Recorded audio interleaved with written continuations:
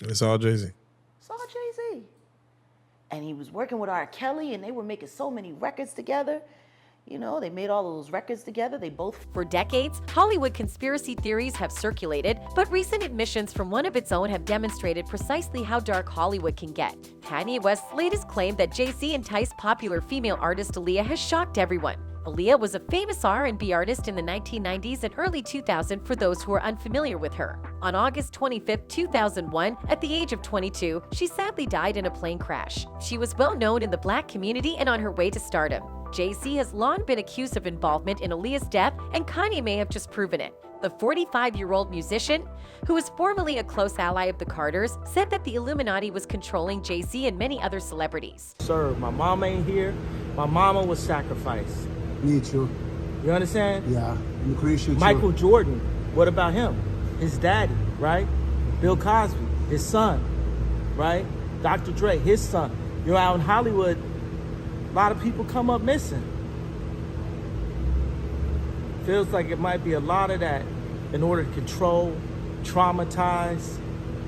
Kanye must have witnessed a lot for him to speak out now. If Jay-Z was part of a group that attempted to murder his best friend's mother, enticing Aaliyah to her death would be a piece of cake. As you may know, Aaliyah was the queen of R&B at the moment, which meant the Illuminati wanted to recruit her. But she was having none of it.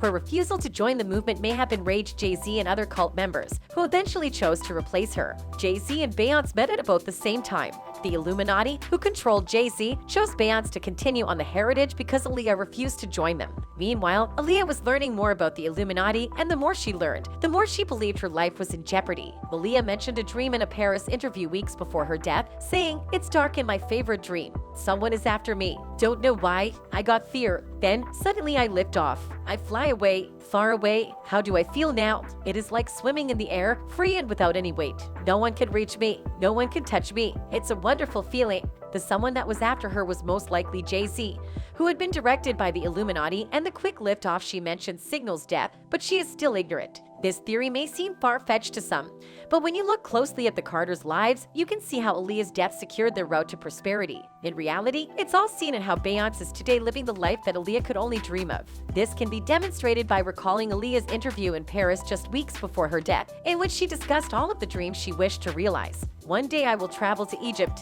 I will be there where Cleopatra and the pharaohs lived. Unfortunately, I can't meet them anymore. If I had a time machine, I would visit ancient Egypt. Who knows, perhaps Cleopatra and me would become very good friends. At least I would have a live experience of that ancient culture which I only know from books. My books about Egypt are sacred. I used to read every story about Egyptian kings and queens. Sometimes I watch just the pictures. I dream to stand in front of these imposing buildings. Or make a movie in Egypt. My favorite character to impersonate is Cleopatra. If there will be a remake of that movie, I will apply for this character immediately." That's according to the late artist. So, did Miss B play Cleopatra in Dreamgirls? Everybody say yeah. Aside from that, a lot of alarming information about Aaliyah's fatal accident has resurfaced, and everything points to foul play. According to sources, the little plane weighed several hundred pounds more than it was supposed to.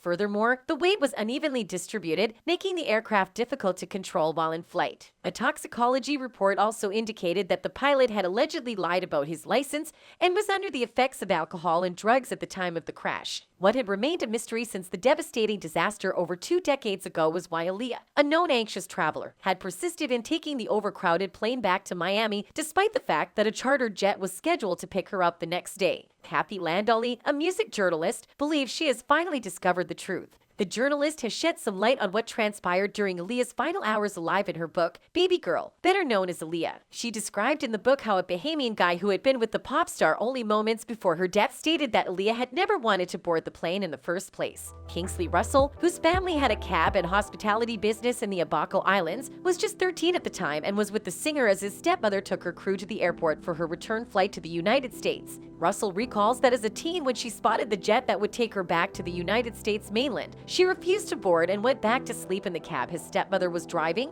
telling her team she had a headache. Aaliyah had just finished filming a music video for her song Rock the Boat, and the crew was eager to go back to Miami, which was about 50 miles away. Aaliyah was concerned about the aircraft after sending the team off at the airport after learning that it might be overweight. She chose to spend time in the back of the cab with the air conditioning, feeling a touch under the weather and suffering from a headache, allowing her staff to sort out the difficulties. Russell claims that someone from her entourage afterward returned to ask her what was wrong. Aaliyah is believed to have expressed her anxieties about flying, at which point she was given a sleeping drug and fell into a deep sleep. Russell returned to the airport while the celebrity rested in the back of the taxi. The book describes how, upon approaching the terminal, he could hear people squabbling and arguing about the weight issues and the resulting delays. The airport officials and Aaliyah had the good sense to realize the plane was overweight, Russell says in the book. 2 hours later, the pilot indicated that there was too much cargo for the plane to fly. He was supported by luggage handlers at the airport, but the debate unexpectedly stopped and the pilot consented to continue the flight. Aaliyah remained fast asleep in the back of the taxi van, utterly unconscious of what was happening inside the airport terminal. Russell describes how, despite her fears, Aaliyah was escorted out of the truck and onto the plane. She was still unconscious as a result of whatever drug she had been given. They took her out of the van. She didn't even know she was getting boarded on a plane. Russell states in the book and adds, she went on the airplane asleep. Moments later, the aircraft was ready to depart and began hurtling down the runway. It was airborne for less than a minute before it came crashing down a couple of hundred feet from the end. Although some on board survived the initial crash, including Aaliyah's bodyguard and hairstylist, within hours, they were all dead. Aaliyah's body was found still strapped into her seat about 20 feet away from the wreckage. An autopsy detailed major head trauma and extensive burns that had caused her death.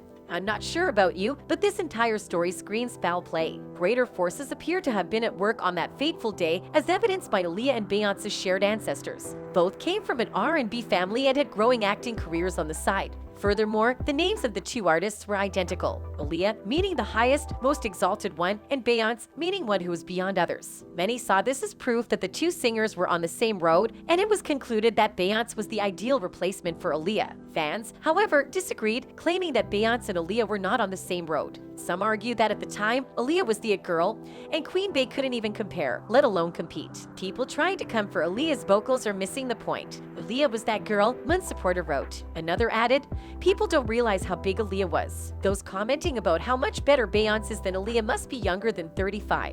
They are speaking from hindsight instead of the way things were at the time. Then added, Beyonce, as a solo artist, had nothing on Aaliyah back then. Beyonce wouldn't have gotten as big as she is today as a solo artist if Aaliyah was still alive. It's not because Beyonce isn't talented. It's because Aaliyah was the it girl at the time. Aaliyah had an innocence about her that was captivating.